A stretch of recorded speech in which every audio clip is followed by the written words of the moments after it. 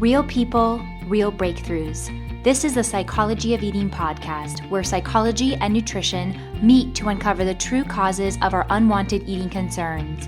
Your relationship with food will never be the same. Now, here's your host, eating psychology expert, and founder of the Institute for the Psychology of Eating, Marc David.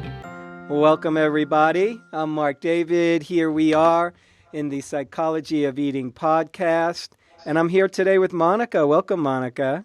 Hi, Dave. I'm so glad you're here. And for those of you who are new to the podcast, or even if you're not, so this is a follow-up session, maybe 6-7 months later with Monica to just kind of check in and see how you're doing since we last met. And I'm wondering if you could maybe just share in 2 or 3 sentences what your primary concern was last time we met coming into the session and sort of how things went.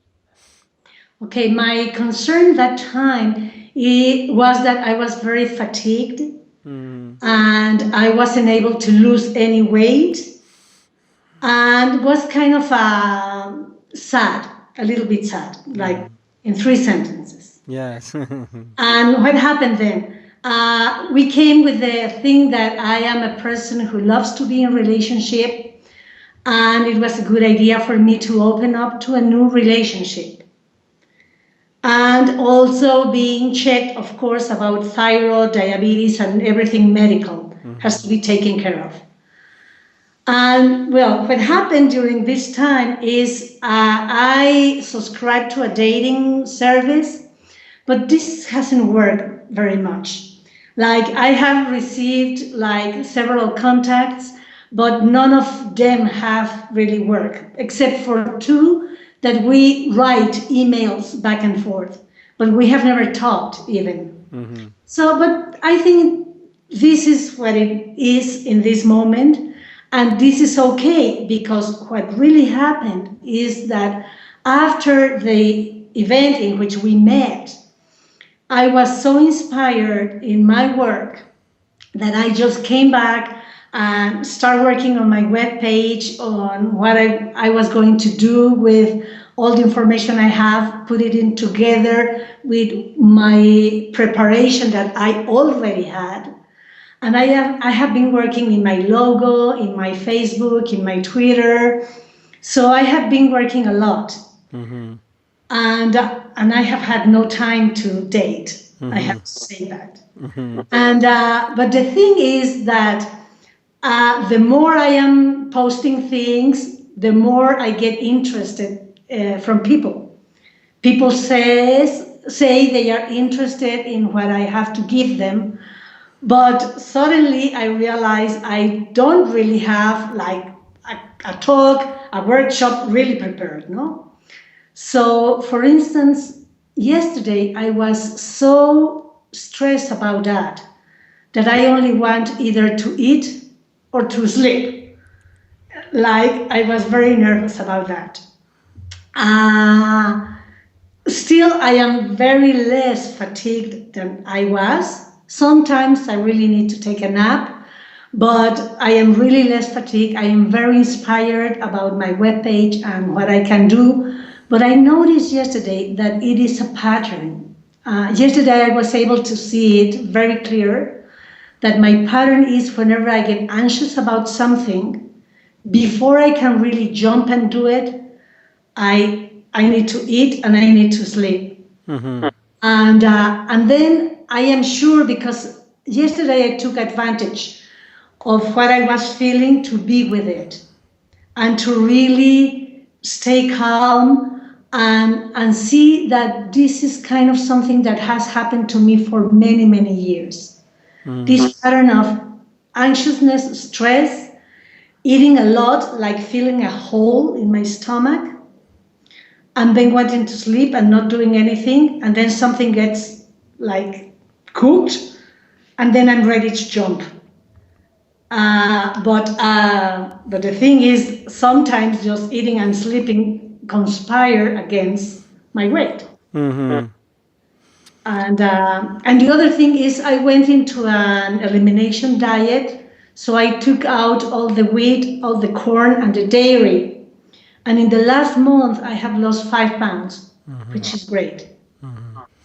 But now, sorry to interrupt you. Now, I am not that concerned about my weight. I am concerned about really being who I am. What a good thing to be able to say, huh? Yeah. Yeah. I think when we're concerned about who we are and who we're supposed to be, it's easier for the body to find its place. You know, it's a little easier for weight to find its place. I'm particularly interested for you that you've noticed this pattern of, okay, whenever you get maybe excited about something or anxious about something, you use the word anxious or excited maybe, before you do it, oh, it's either eat or sleep or both, and then something happens, and then maybe you're ready to jump in, but that kind of impacts you. You know, on one level, what that does is when we get anxious, we want to be more comfortable. We want to be less anxious. Yeah. Eating will make us less anxious. Sleep will make us less anxious. Eating and sleeping will make us less anxious.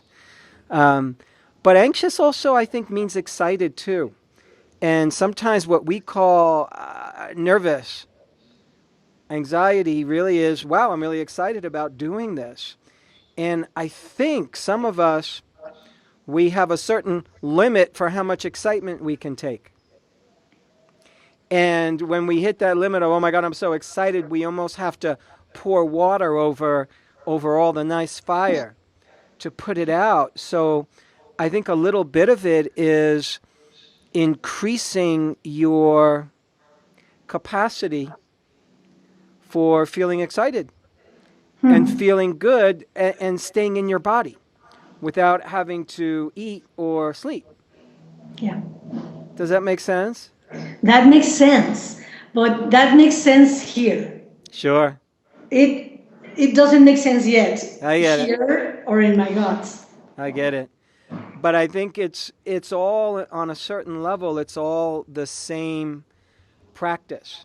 I really like that you've started, doing anything to begin to date and to start to invite men into your life and the possibility of a great relationship into your life. It's not going to happen unless we're open, usually, unless there's some willingness somewhere. And I think sometimes the universe is just waiting for us to do our part. We have to show up and wager a little or gamble a little bit or show that we're willing to do some of the work there.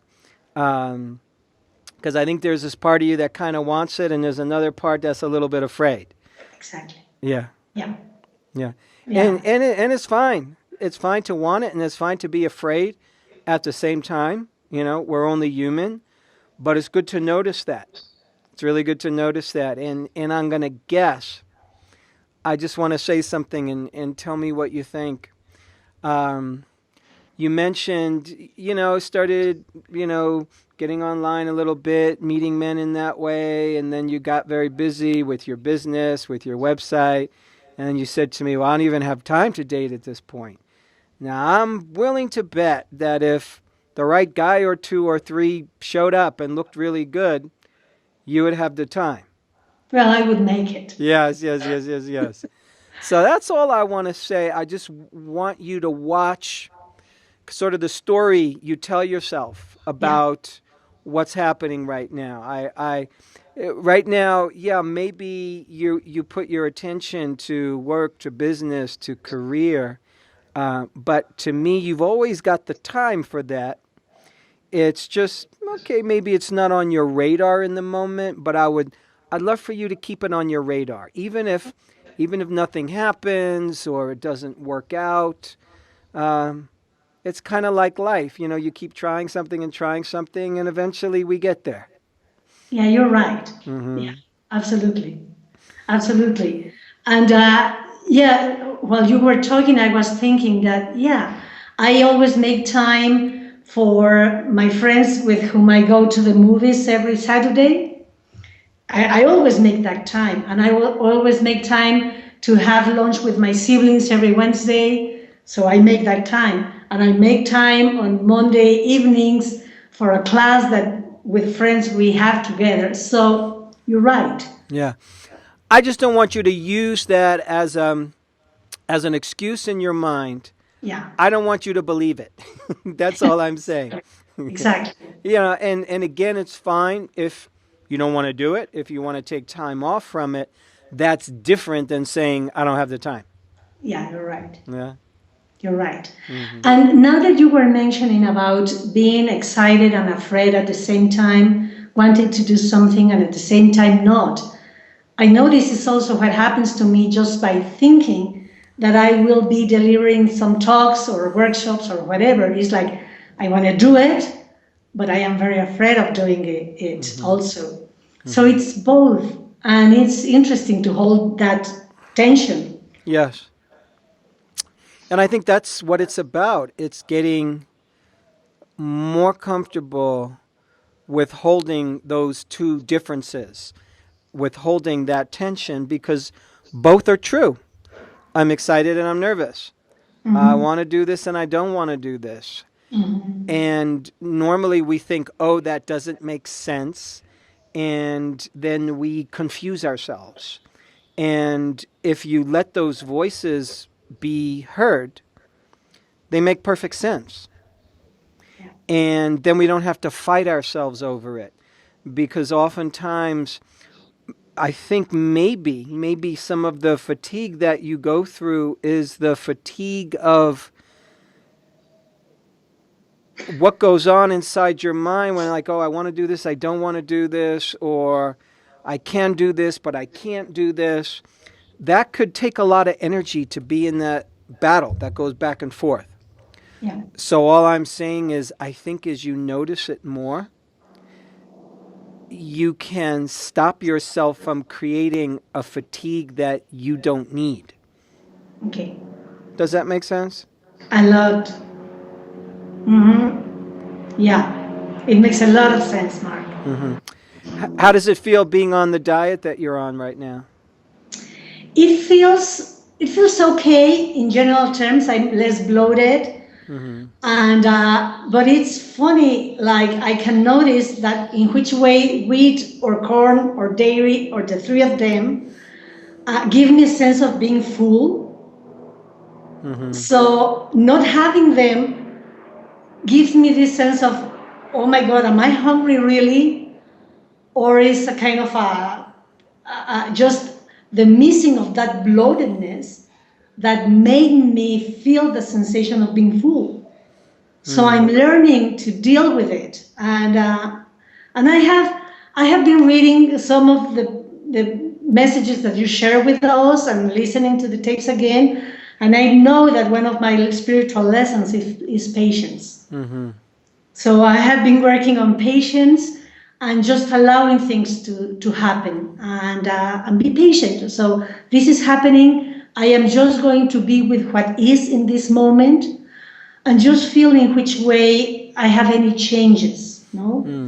And well, for instance, the most amazing one I remember in our last session, I told you that I felt that I couldn't be loved by anybody with this body. And now I say, you know what?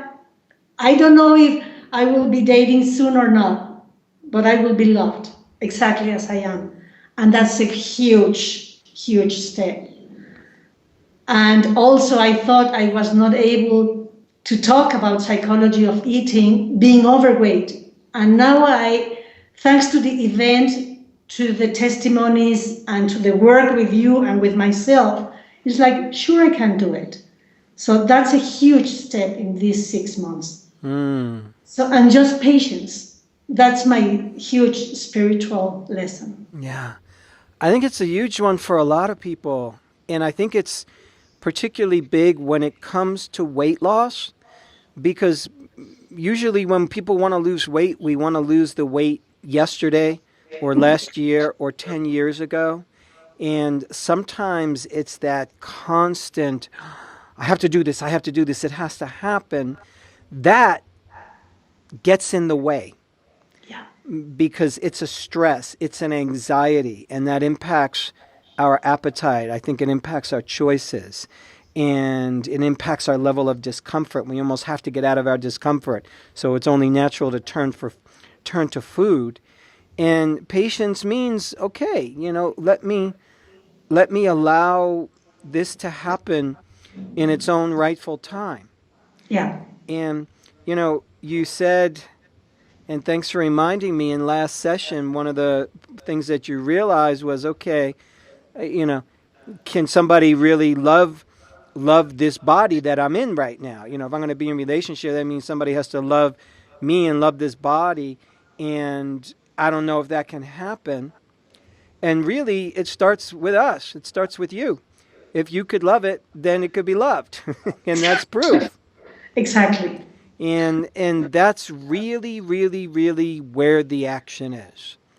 Yeah. Because you don't know what other people are thinking. And it doesn't, it's we're not looking for somebody who loves your body per se. We're first looking for you to love what you have. Exactly. Once we do that, there's much more of an invitation for the world to come in and love you as well, because that's the sign you've kind of put on your door. The sign says, I love myself. Yeah. I love me. I love this body. The people who are interested in that will be the ones, I think, who come knocking. Yeah. Mm-hmm.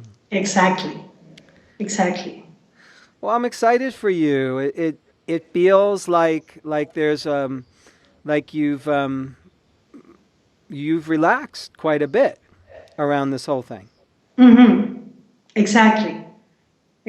So it's like sometimes I'm really relaxed in regard to every aspect in my life.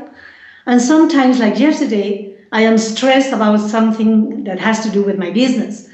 But still, the new thing is I can notice it and I just stay with it. And that's important. So I feel very much relaxed, more alive, more vibrant. That's what I put it. Well, Monica, I'm so happy for you. Congratulations. Thank you. Yeah. Thank you. Anything else you'd like to share before we finish up that's on your mind? Yes, that I am very, very thankful for you and for Emily, for all the things you keep posting.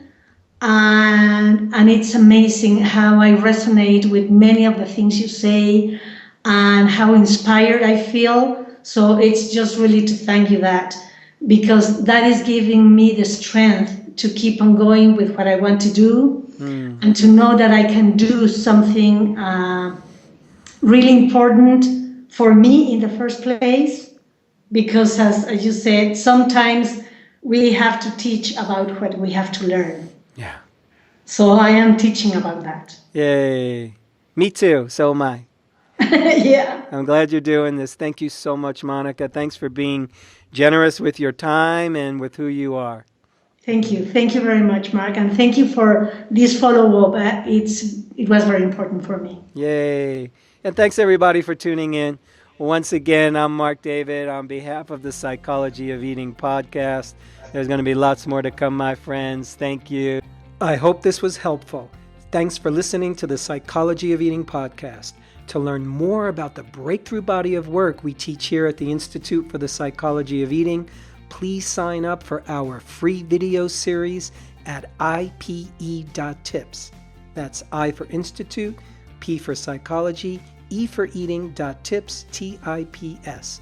You'll learn about the cutting-edge principles of dynamic eating psychology and mind-body nutrition that have helped millions of people forever transform their relationship with food, body, and health.